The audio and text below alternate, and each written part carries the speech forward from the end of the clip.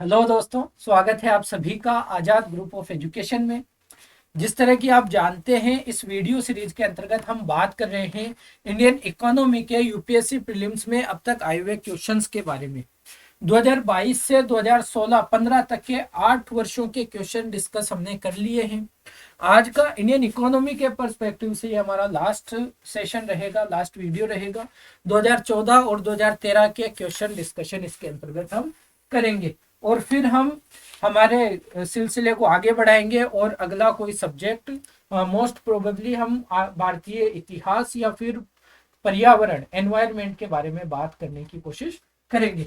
तो आइए बात करते हैं 2014 के क्वेश्चंस की, जो इकोनॉमी से रिलेटेड थे हमारे यूपीएससी में। तो लगभग 13-14 क्वेश्चन हमें देखने को मिलते हैं।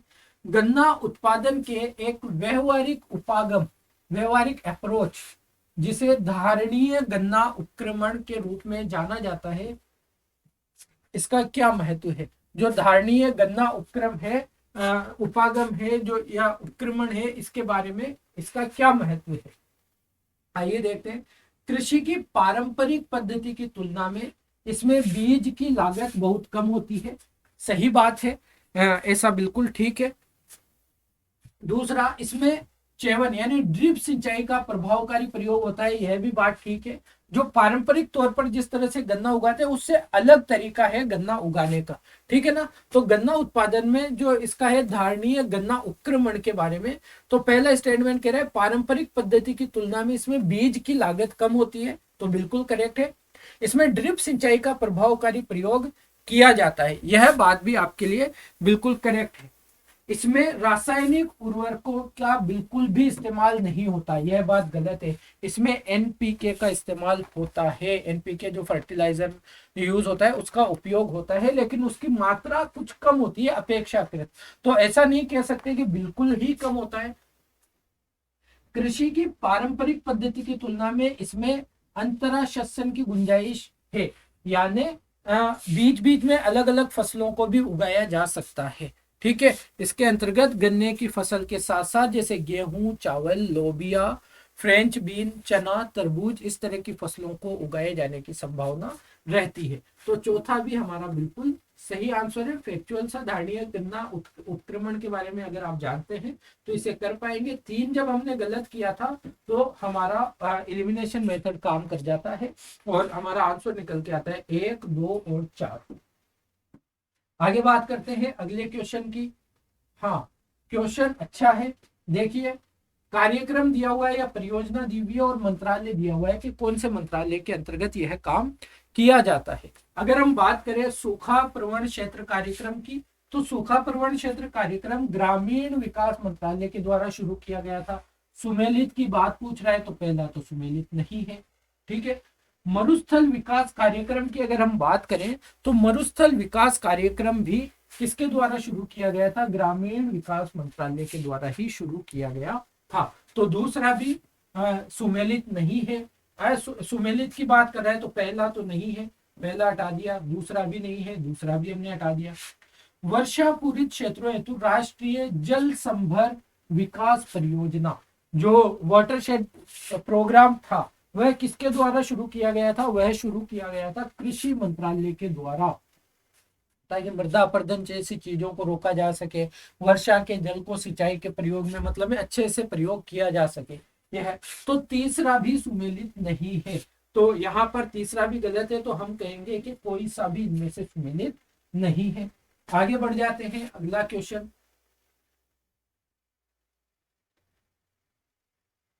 अगले क्वेश्चन की अगर बात करें, विक्रय कर जो सेल टैक्स है। देखिए, अब तो जीएसटी आ चुका है, हम 2014 के क्वेश्चन की बात कर रहे हैं, जीएसटी तो 2017 में आया है, तो सेल्स टैक्स की बात कर रहे हैं। विक्रय कर जिसका भुगतान आप कोई टूथपेस्ट खरीदते समय करते हैं, निम्नलिखित में से किस प्रकार का कर है।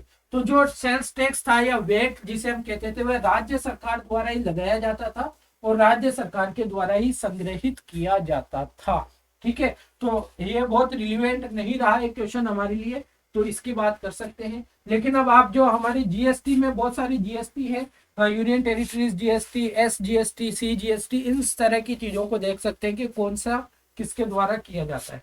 तो यहाँ पर ये क्वेश्चन इतना ही था। आगे बढ़ते हैं। जोखिम पूंजी से क्या तात्पर्य? Risk capital. रिस्क कैपिटल से क्या तात्पर्य है? जब आप किसी नए उद्यमी को, कोई नया एंटरप्रेन्योर होता है, एंटरप्रेन्योर, उसको जब आप अपना पैसा देते हैं तो वह एक तरह से जोखिम पूंजी होती है, क्योंकि पता नहीं होता है कि उसका उद्योग कितना सफल होगा या कितना असफल। इसी को रिस्क कैपिटल कहते हैं। और ऐसे जो इन्वेस्टर होते हैं उन्हें एंजल इन्वेस्टर भी कहते हैं। तो रिस्क कैपिटल होती है नए उद्यमियों को उपलब्ध कराई गई दीर्घकालीन प्रारंभिक पूंजी, है ना, प्रारंभिक पूंजी है ये।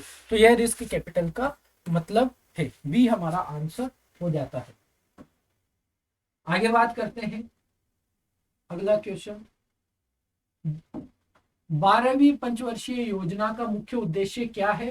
तो आपको पता है 12वीं पंचवर्षीय योजना का मुख्य उद्देश्य था तेजी से धारणीय और समावेशी विकास करना।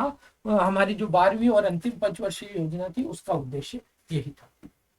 डी हमारा सही उत्तर है। सॉरी,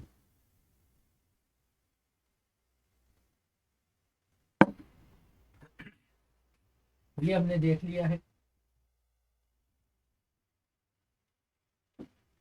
भुगतान संतुलन के संदर्भ में निम्नलिखित में से किससे या किनसे चालू खाता बनता है? तो जो बैलेंस ऑफ पेमेंट होता है हमारा, इसमें जो चालू खाता होता है, करंट अकाउंट, तो एक तो होता है वस्तुओं का, है ना, वस्तु विनिमय वाला, या व्यापार खाता। एक होता है अदृश्य खाता, इनविजिबल।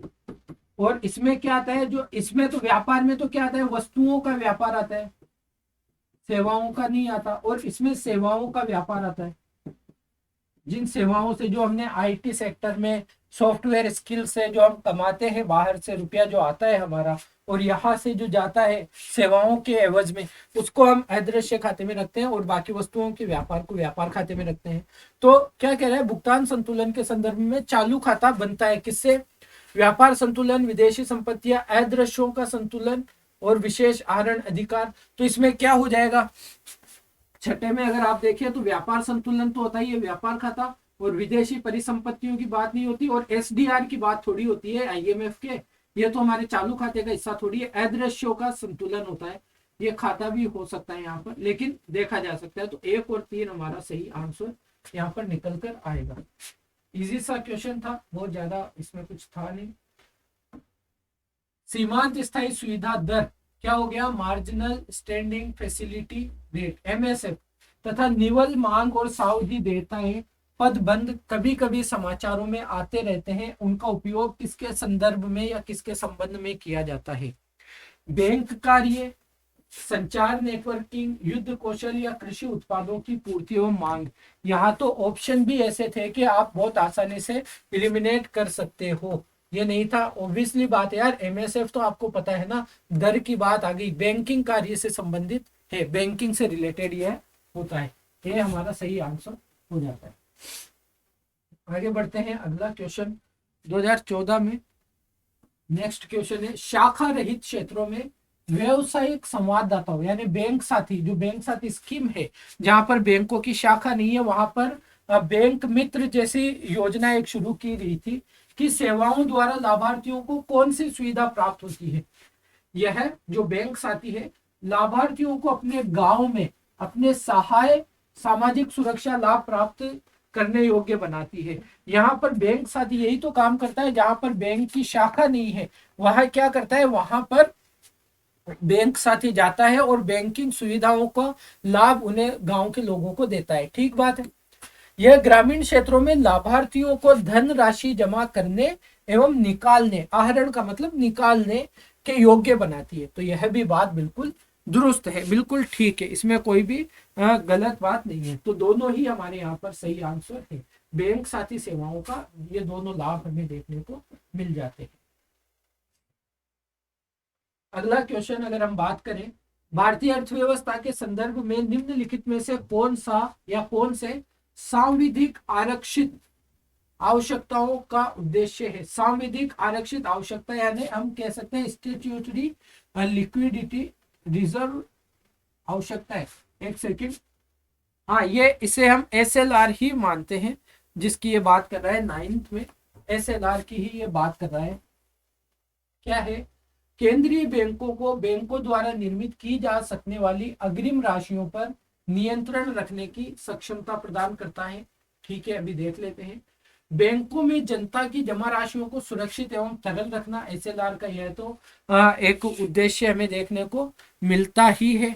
ठीक है ना। और यहाँ पर यह भी तो निर्धारित किया जाता है ना कि जो बैंकों के पास जो राशि आती है उसका एक निश्चित प्रतिशत बैंक अपने पास रखे एसएलआर के अंतर्गत।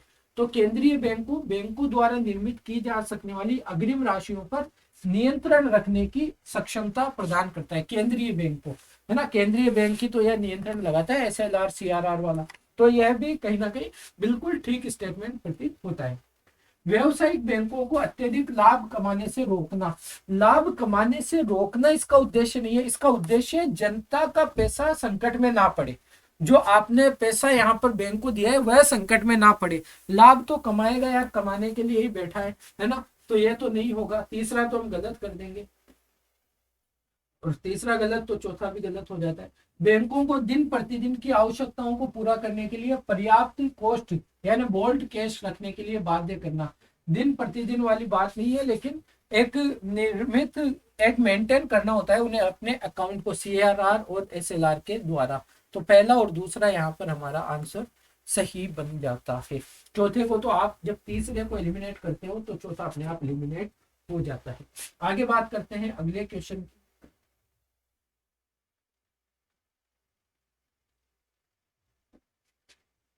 एकीकृत जल संभर विकास कार्यक्रम, अब पिछले में जब हमने बात की थी उसको शुरू किया था किसने, जो भी वो मंत्रालय था, है ना। एकीकृत जल संभर विकास कार्यक्रम, बताइए कौन सा मंत्रालय था जिसने इसे शुरू किया था। को कार्यान्वित करने के क्या लाभ है, किस वजह से इनको कार्यान्वित किया जाता है। मृदा के बह जाने की रोकथाम करने के लिए, देश की बारहमासी नदियों को मौसमी नदी से जोड़ना, यह तो एक अलग ही नदी जोड़ो परियोजना है, इसको तो हम हटा देते हैं। और जब आप दो को हटाते हैं तो आपके तीन ऑप्शन हट जाते हैं, 1, 3 और 4 आपका आंसर निकल के आता है। वर्षा जल संग्रहण तथा भूम जल स्तर का पुनर्भरण और प्राकृतिक वनस्पतियों का पुनर्जनन, यह भी एक उद्देश्य है किसका, हमारे जल संभर विकास कार्यक्रम को लेकर। ओके, आगे बढ़ जाते हैं। निम्नलिखित में से कौन से भारत में आर्थिक नियोजन, यहां पर कहना चाह रहा है जो योजना की बात है आर्थिक नियोजन से संबद्ध है। वित्त आयोग आर्थिक नियोजन करता था क्या? नहीं करता था ना। तो जब आप एक को हटाते हैं तो आपके तीन ऑप्शन हट जाते हैं। राष्ट्रीय विकास परिषद करती थी, और संघीय ग्रामीण विकास मंत्रालयों का कोई काम नहीं है, और एक तरह से कह सकते हैं संसद भी नियोजन का काम करती थी। ठीक है, संसद अप्रूव करती है चीजों को। तो ये दो और 5 यहाँ पर हमारा आंसर होगा। जैसा कि हम बात कर रहे हैं 2014 का क्वेश्चन है, तो योजना आयोग तो था 2014 तक, राष्ट्रीय विकास परिषद भी उसके साथ ही काम करती थी, सहायकी सहायता थी, परिषद थी, सहायकी थी। किसी अर्थव्यवस्था में यदि ब्याज की दर को घटाया जाता है, तो ये बात तो हमने कई बार कर ली है कि जब ब्याज की दर घटाई जाती है तो क्या होगा, अर्थव्यवस्था में उपभोग व्यय घटाएगा, सरकार के कर संग्रह को बढ़ाएगा, अर्थव्यवस्था में निवेश को बढ़ाएगा, या अर्थव्यवस्था में कुल बचत को बढ़ाएगा। बताइए भाई, 12वां क्वेश्चन है, क्या होगा, अर्थव्यवस्था में निवेश बढ़ेगा या घटेगा। किसी अर्थव्यवस्था में यदि ब्याज की दरों को घटाया जाता है तो इंटरेस्ट रेट घटती है, और जब इंटरेस्ट रेट घटती है तो लोन लेना आसान होता है, लोगों के पास पैसा आता है, या लोगों की बचत भी बचत होने लगती है लोगों के पास, और उससे क्या होता है, उनके पास जो एक्स्ट्रा मनी रहता है उसको वह निवेश करते हैं, इन्वेस्टमेंट करते हैं, पूंजी का निर्माण होता है, या हम कह सकते हैं अर्थव्यवस्था में वह क्या करता है, निवेश को बढ़ाता है। ठीक है, अर्थव्यवस्था में निवेश को बढ़ाता है। हमें चीजें कनेक्ट करनी पड़ती है, लिंक करनी पड़ती है। ऐसा नहीं कि कोई कॉन्सेप्ट आपको पढ़ा हुआ है और एज इट इज वह आपके सामने आ जाए और आप आंसर कर दो, ऐसा भी नहीं होता। आपको चीजों को लिंक करने की आवश्यकता होती है।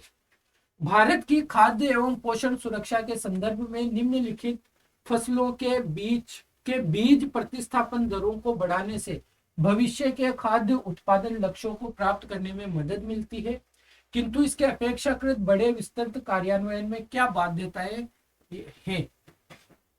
जो बीज प्रतिस्थापन दर है, इससे हमें उत्पादन के लक्ष्यों को प्राप्त करने में हमें क्या मिलता है, फायदा तो मिलता है, लेकिन इसके कार्यान्वयन में हमारे सामने बाधाएं क्या क्या है, इसके इम्प्लीमेंटेशन में हमारे सामने क्या क्या बाधाएं हैं। कोई भी राष्ट्रीय बीज नीति नहीं बनी है। तो 2014 का क्वेश्चन है और आपको पता होना चाहिए 2002 में राष्ट्रीय बीज नीति बनी थी, तो यह तो बाध्यता नहीं है। एक जब हम हटाते हैं तो एक ऑप्शन हमारा हट जाता है। निजी क्षेत्र की बीज कंपनियों की उद्यान कृषि फसलों की रोपण सामग्रियों और सब्जियों की गुणवत्ता वाले बीजों की पूर्ति में कोई सहभागिता नहीं है। नहीं, ऐसा नहीं है। HYV बीज वगैरह और उन्नत किस्म के बीजों को लेकर निजी क्षेत्र भी ठीक ठाक सक्रिय है, तो यह भी एक कोई बड़ी बाधा इसमें नहीं है। निम्न मूल्य एवं उच्च परिणाम वाली फसलों के मामलों में गुणवत्ता वाले बीजों के बारे में मांग पूर्ति अंतराल है, यानी जितनी डिमांड है ना उतनी सप्लाई नहीं है। यह एक बड़ी समस्या इसके अंतर्गत मानी गई है। तो केवल 3 को हम क्या करेंगे, सही आंसर मानेंगे। ओके, ये 2 इसलिए नहीं माना क्योंकि राष्ट्रीय बीज नीति 2002 में बनाई जा चुकी थी और निजी क्षेत्र भी अच्छी तरह से बीजों के उत्पादन को लेकर, बीजों के वितरण को लेकर अपनी भागीदारी निभाता है। भले वो लाभ के लिए निभाता है, लेकिन यहाँ पर यह सक्रिय है। तो केवल 3 हमारा आंसर हो गया। आगे बढ़ते हैं, क्वेश्चन नंबर 14। संघ के बजट, जो केंद्र सरकार का बजट आता है, के संदर्भ में निम्नलिखित में से कौन सा गैर योजना व्यय के अधीन आता है। गैर योजना व्यय, जिनके लिए योजना बनाने की जरूरत नहीं है, वो व्यय तो करने ही पड़ेंगे। ऐसे व्यय तो देखिए, रक्षा व्यय हमें करना जरूरी होता है। रक्षा व्यय को एक बड़े अमाउंट में बनाए रखना जरूरी है, क्योंकि रक्षा का संदर्भ है, उसमें हम कॉम्प्रोमाइज नहीं कर सकते हैं। ब्याज की अदायगी आज भी हमें देनी ही पड़ेगी। जो लोन हमने ले रखा है उन पर जो ब्याज है उसको अदा हमें करना ही पड़ेगा। फिर वेतन एवं पेंशन भी देने ही पड़ेंगे। और जो सब्सिडीज है, उपदान मतलब सहायिकी, जो वेरियस सहायिकियां सब्सिडीज गवर्नमेंट देती है, वह भी उन्हें जारी रखनी पड़ेगी। तो हम कहेंगे कि 1 2 3 4 सभी यहाँ पर गैर योजना वे है, इनके लिए योजना बनानी नहीं पड़ेगी। ये खर्चे तो हमें करने ही पड़ेंगे। तो ये 2014 के क्वेश्चन यहाँ पर कंप्लीट हो जाते हैं। अब बात करते हैं 2013 के, और ये अंतिम क्वेश्चन रहेंगे हमारे इंडियन इकोनॉमी से रिलेटेड। फिर हम किसी अगले सब्जेक्ट पर मूव करेंगे अपने आप को, ठीक है। किसी देश का भुगतान संतुलन, बैलेंस ऑफ पेमेंट या भुगतान संतुलन किसका व्यवस्थित अभिलेख है।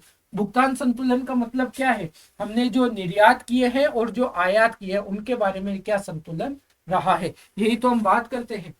किसी निर्धारित समय के दौरान, सामान्यतः 1 वर्ष में, किसी देश का समस्त आयात और निर्यात का लेन देन। बिल्कुल पहला ही स्टेटमेंट सही है, भुगतान संतुलन इसी को तो कहते हैं।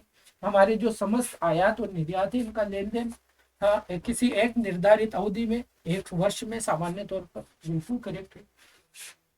तो दूसरे को पढ़ने की वैसे जरूरत नहीं है। किसी वर्ष में एक देश द्वारा निर्यात की गई वस्तुएं, एक देश की सरकार और दूसरे देश की सरकार के बीच आर्थिक लेन देन, है ना।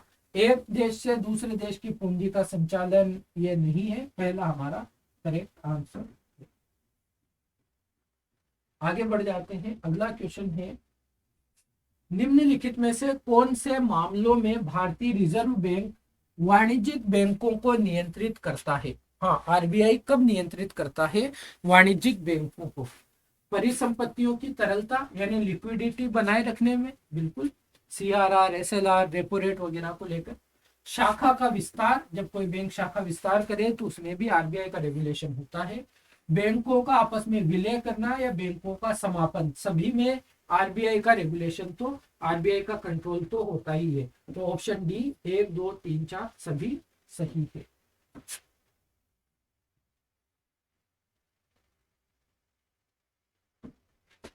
बैंक दर में वृद्धि सामान्यतः इस बात का संकेत है कि व्यापार संतुलन, विदेशी परिसंपत्तियां, अदृश्यों का संतुलन और विशेष आहरण अधिकार। दिए गए प्रयोग का सही उत्तर चुनिए। मुझे लगता है इस क्वेश्चन में टाइपिंग एरर रहा है और शायद दो क्वेश्चन मिक्स हो गए कहीं ना कहीं। तो इस क्वेश्चन को हम एक बार स्किप कर देते हैं, क्योंकि ये पूछना क्या चाह रहा है मुझे भी पता नहीं है, याद नहीं है। और यह क्वेश्चन मिस प्रिंट हुआ है, तो इसको स्किप कर देते हैं एक बार।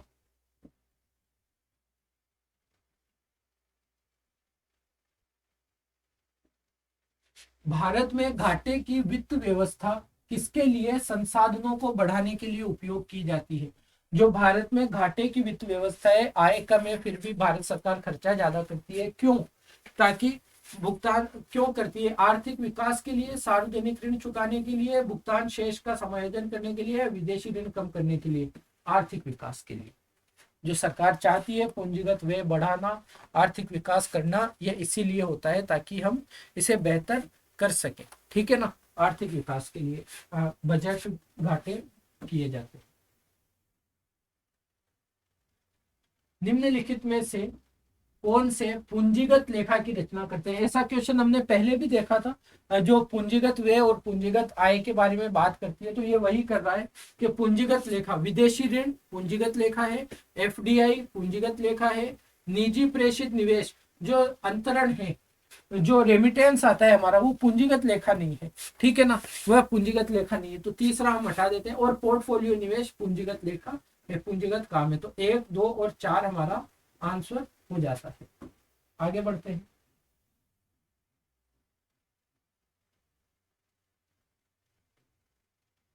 अगला क्वेश्चन है, निम्नलिखित कथनों पर विचार कीजिए। मुद्रास्फीति ऋणियों को लाभ पहुंचाती है और मुद्रास्फीति बॉन्ड धारकों को लाभ पहुंचाती है। तो मुद्रास्फीति ऋणियों को तो लाभ पहुंचाती है, जिन्होंने ऋण दिया है या लिया है उनको लाभ पहुंचाती है, क्योंकि अगर उन्होंने 100 रुपए ऋण लिए हैं और उन्हें 5% से 105 रुपए देने हैं, तो वहीं पर जब इन्हें 105 देने और समझो कि 5% मुद्रास्फीति, महंगाई भी बढ़ गई, तो भी इसको 105 ही देने। अगले वाले को जिसने लोन दिया था उसे कोई फायदा नहीं हुआ, लेकिन इसको एक तरह से फायदा हो गया। ठीक है ना? तो ये तो बात सही है।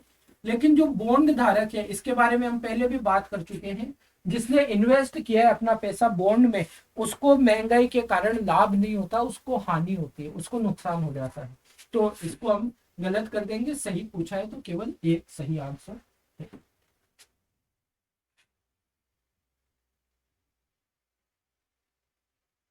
प्रच्छन्न बेरोजगारी की बात कर रहा है, का क्या अर्थ होता है? प्रच्छन्न बेरोजगारी वही है, काम 2 आदमियों का है लेकिन 4 आदमी लगे हुए हैं, दिखता ही नहीं है, कोई अलग से कोई प्रोडक्टिविटी नहीं होती है ना। 2 आदमी भी वह काम कर सकते थे आराम से, लेकिन वो फ्री बैठा है तो चलो ये काम कर लेते हैं।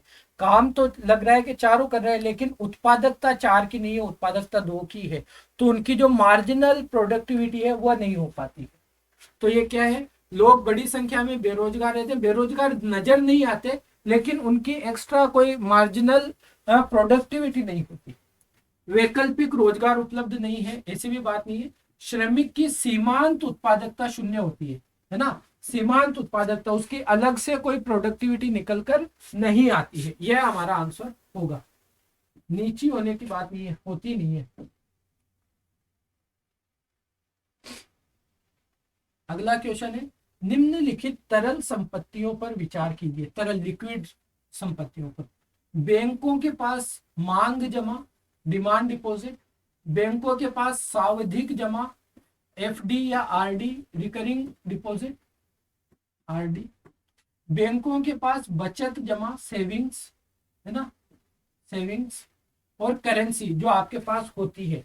इनकी तरलता के घटते क्रम में सही अनुक्रम में लगाना है। तो सबसे ज्यादा तरल तो आपकी करेंसी है, आपको जरूरत पड़ी जेब से नोट निकाला और कुछ खरीद लिया, सबसे ज्यादा 4 नंबर। फिर जो बैंकों के पास जमा होती है, मांग जमा सबसे ज्यादा तरल होती है। मांग जमा का मतलब है आप गए, आपको फौरन पैसा मिल गया, ठीक है, ये मांग जमा हो गया। तो इसमें क्या हो गया? 141। फिर बात करें बैंकों के पास बचत जमा, बचत जमा में क्या होता है? कुछ पैसा तो आपको फौरन मिल जाता है और कुछ पैसे के लिए आपको नोटिस देना पड़ता है पहले से, कुछ समय पहले। तो वह कुछ समय के अंदर मिल जाता है, जैसे समझो 10 दिन, 15 दिन, 1 महीना, 2 महीना, इसमें मिल जाता है। और फिर हम 2 पर जाएंगे, जो एक फिक्स समय के लिए, निर्धारित समय के लिए जाता है, वह उतने समय के बाद ही आप लिक्विडिटी उसकी रहती है। तो फिर हम जाएंगे 2 पर, तो 4 1 3 2 डी होगा हमारा सही आंसर। लिक्विडिटी की बात कर रहा है, ये चीजें तो आपको आनी चाहिए अगर आप इकोनॉमी पढ़ते हैं तो। भारतीय अर्थव्यवस्था के संदर्भ में ओपन मार्केट ऑपरेशंस ओएमओ किसे निर्दिष्ट करता है? आरबीआई से ऋण लेता है क्या? अनुसूचित ओएमओ के अंतर्गत क्या करता है? आरबीआई बाजार से पैसा सोखने के लिए जो गवर्नमेंट सिक्योरिटीज होती है उनको बेचता है, या बाजार में पैसा डालने के लिए गवर्नमेंट सिक्योरिटीज को खरीदता है, यही तो होता है। तो अनुसूचित बैंकों द्वारा आरबीआई से ऋण लेना नहीं है, वाणिज्यिक बैंकों द्वारा उद्योग और व्यापार क्षेत्रों को ऋण देना भी नहीं है, आरबीआई द्वारा सरकारी प्रतिभूतियों का क्रय या विक्रय करना, यह होता है ओपन मार्केट ऑपरेशंस। अगला क्वेश्चन है क्वेश्चन नंबर 10। भारत में बैंकों द्वारा प्राथमिक क्षेत्र ऋण दान से तात्पर्य किसको ऋण देने से है? जो प्राइमरी सेक्टर लेंडिंग है, priority sector lending PSL, priority sector lending PSL, वो किस किस को है? कृषि क्षेत्र में बिल्कुल, लघु एवं छोटे उद्यमों को बिल्कुल सही है, दुर्बल वर्गों को दिया जाता है, तो सभी को दिया जाता है। जो प्रायोरिटी सेक्टर लेंडिंग है उसके अंतर्गत दुर्बल वर्गों को, लघु को, कृषि को, सभी को। मैं ये कहूंगा कि पीएसएल को बहुत अच्छे से देख लेना, चर्चा में रहता है, और इसकी जो रूल्स एंड रेगुलेशंस है उनको भी आपको जरूर देख लेना चाहिए, क्योंकि ये 2013 के क्वेश्चन से इतने आसान क्वेश्चन अब नहीं पूछे जाते हैं, डायरेक्ट क्वेश्चन। सामान्य कीमत स्तर में बढ़ोतरी निम्नलिखित में से किस कारण से या किन कारणों से हो सकती है?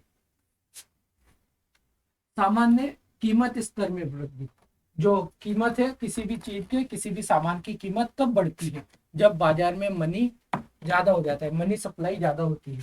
तो द्रव्य यानी लिक्विडिटी, यहाँ पर ये कहना चाह रहा है, इंग्लिश में तो लिक्विडिटी रहा होगा, लेकिन वहां पर जो यूपीएससी का ट्रांसलेशन है वह द्रव्य कर दिया, जबकि हमें लिक्विडिटी ही करनी चाहिए।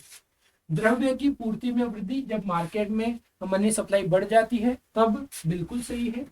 उत्पादन के समग्र स्तर में गिरावट, उत्पादन के स्तर में गिरावट आ जाए तो डिमांड बढ़ जाए तो भी उसकी क्या हो सकती है? महंगाई में वृद्धि हो सकती है, ठीक है ना, तो ये भी आएगा। और प्रभावी मांग में वृद्धि, उसकी मांग किसी तरह से बढ़ जाए, इफेक्टिव मांग, तो भी इसमें उसकी कीमत में वृद्धि हो सकती है।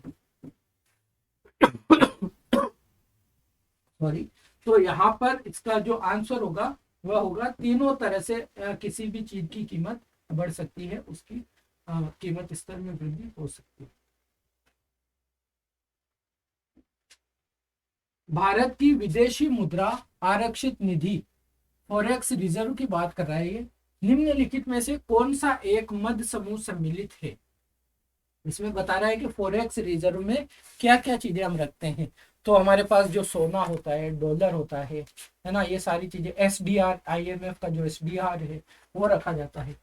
विदेशी मुद्रा परिसंपत्ति यानी हाई वो विदेशी मुद्राएं, एसडीआर विशेष आहरण अधिकार, ऋण, ऋण इसमें नहीं रखा जाता, ऋण यहाँ पर भी है, ऋण यहाँ पर भी है, ऋण यहाँ पर भी है। भाई फॉरेक्स रिजर्व तो हमारी संपत्ति है, इसमें ऋण नहीं आता, लाइबिलिटी थोड़ी है, संपत्ति है हमारी। तो एक ही बचा, विदेशी मुद्रा परिसंपत्ति, आरबीआई द्वारा धारित स्वर्ण और एसडीआर, बिल्कुल सही बात, बी हमारा आंसर। आगे बढ़ते हैं, अगला क्वेश्चन। निम्नलिखित में से किस एक का अपने प्रभाव में सर्वाधिक स्फीतिकारी होने की संभावना है? सबसे ज्यादा मुद्रास्फीति कब हो सकती है? सेम क्वेश्चन हमने पहले भी देखा है, बजट घाटे के वित्तीयन के लिए नई मुद्रा का सृजन करना।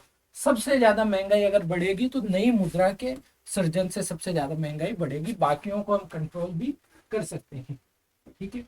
आगे बढ़ते हैं, 13-14 क्वेश्चन। द्रव्य, वही लिक्विडिटी की बात ये कर रहा है। लिक्विडिटी की पूर्ति यथावत रहने पर यदि लिक्विडिटी की मांग में वृद्धि होती है तो कीमत स्तर में गिरावट आ जाएगी, ब्याज की दर में वृद्धि हो जाएगी, ब्याज की दर में कमी हो जाएगी, आय और रोजगार के स्तर में वृद्धि हो जाएगी। क्या होगा, लिक्विडिटी अगर कम होती है या लिक्विडिटी की आपूर्ति उतनी ही है लेकिन मांग में वृद्धि हो गई, तो क्या होगा, ब्याज की दर में वृद्धि हो जाएगी ना।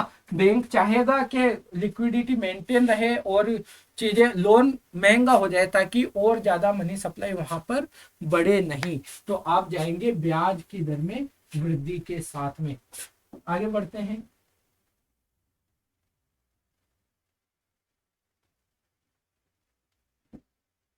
एक्स देश में आर्थिक समृद्धि अनिवार्य रूप से होगी यदि, किसी देश में आर्थिक समृद्धि होगी ही होगी, ये होगी, क्यों, कब होगी, विश्व अर्थव्यवस्था में तकनीकी प्रगति होती है। विश्व अर्थव्यवस्था में होने से क्या होता है, एक्स में तकनीकी प्रगति होनी चाहिए, एक्स की जनसंख्या वृद्धि होती है। अब इस पर बड़ी डिबेट हो सकती है, जनसंख्या वृद्धि सिर्फ आर्थिक समृद्धि का उपचार नहीं है।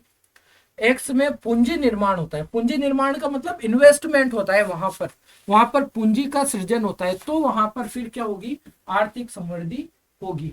विश्व व्यापार अर्थव्यवस्था में व्यापार की मात्रा बढ़ती है, नहीं, विश्व अर्थव्यवस्था का इससे लेना देना नहीं है, उसके उस देश में एक्स के अंदर क्या होना चाहिए, पूंजी निर्माण, इन्वेस्टमेंट होना चाहिए। ये हो जाएगा हमारा आंसर। किसी दी गई अवधि के लिए एक देश की राष्ट्रीय आय क्या है भाई, नागरिकों द्वारा उत्पादित वस्तुओं और सेवाओं के कुल मूल्य के बराबर, कुल उपभोग और निवेश व्यय के योग के बराबर, सभी व्यक्तियों के व्यक्तिगत आय के योग के बराबर, या उत्पादित अंतिम वस्तुओं और सेवाओं के मौद्रिक मूल्य के बराबर होगी। बताइए, अगर हम इसकी बात करें, एक देश की राष्ट्रीय आय, नेशनल इनकम की अगर बात करें, तो हमारे नागरिकों के द्वारा उस देश के नागरिकों के द्वारा जितना भी वस्तु और सेवाओं का उत्पादन उस पर्टिकुलर अवधि में किया गया है, वही तो हमारी राष्ट्रीय आय होगी। और इसमें क्या है, नागरिकों के द्वारा उत्पादित वस्तुओं और सेवाओं के कुल मूल्य के बराबर हमारी नेशनल इनकम होती है। आगे बढ़ जाते हैं, इजी सा क्वेश्चन था। ग्रामीण परिवारों के को निम्नलिखित में से कौन सीधी ऋण प्रदान करता है, ग्रामीण परिवारों को कौन प्रदान करता है ऋण, क्षेत्रीय ग्रामीण बैंक करेंगे, कर देते हैं। कृषि और ग्रामीण विकास के लिए राष्ट्रीय बैंक, ये नाबार्ड की बात कर रहा है, तो नाबार्ड तो डायरेक्ट लोन नहीं देता किसी को भी, दूसरा हम हटा देते हैं। और भूमि विकास बैंक ये भी कर देता है, तो सेकंड को अगर हम हटाते हैं तो हमारे तीन ऑप्शन अपने आप पड़ जाते हैं, सी हमारा सही आंसर इसमें हो जाता है।